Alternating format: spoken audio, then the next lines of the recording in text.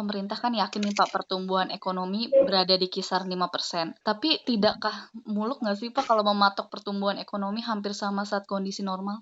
Ya begini, di pertumbuhan ekonomi itu kan ada yang sifatnya siklikal ya. Siklikal itu artinya ketika satu titik dia katakanlah turun drastis, dia akan kembali ke posisi semula. By teori begitu, artinya siklikal itu dia akan seperti gelombang, dia turun bawah langsung naik.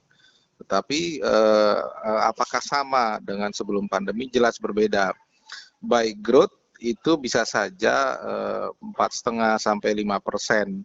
Tetapi by nominal PDB kita tentu tidak akan sama, masih lebih tinggi pada tahun 2019 sebelum pandemi. Ini kelihatan GDP per kapita kita berapa dan akhirnya turun drastis.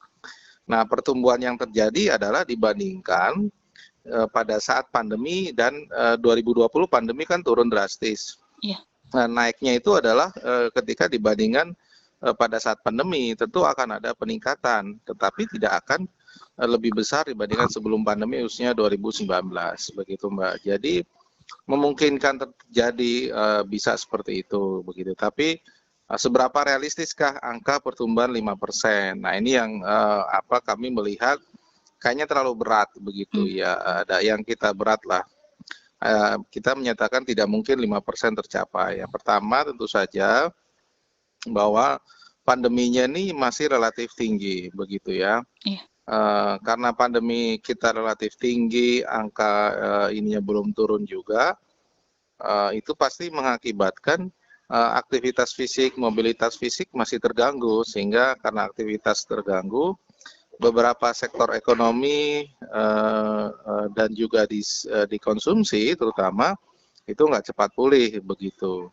Sektor yang kena kan di perdagangan, kemudian katakanlah di industri dan juga transportasi itu paling kena, termasuk mungkin di hotel dan perhotelan itu yang menyangkut pariwisata juga kena. Iya.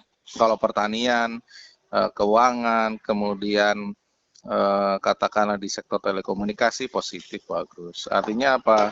Ya karena faktor pandemi sektor tersebut polanya masih sama, ada perbaikan tapi tidak langsung bisa cepat tumbuh.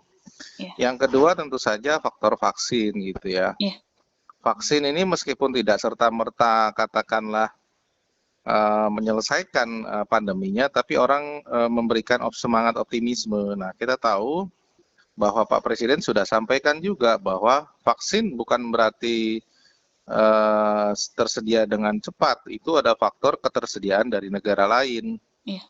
Nah, itu yang menghambat dan beberapa perhitungan bisa 2022 atau 2023, tapi memang kita belum tahu sampai saat ini kan itu sudah dinyatakan bahwa nggak mungkin seluruh Indonesia bisa diberikan vaksin. Nah, asumsi yang dibangun adalah vaksinnya ada. Kalau vaksinnya ada, itu berarti bisa selesai 2021. Masalahnya kan vaksinnya tidak ada karena dari negara-negara lain juga berebutan, nggak tersedia dengan baik di kita.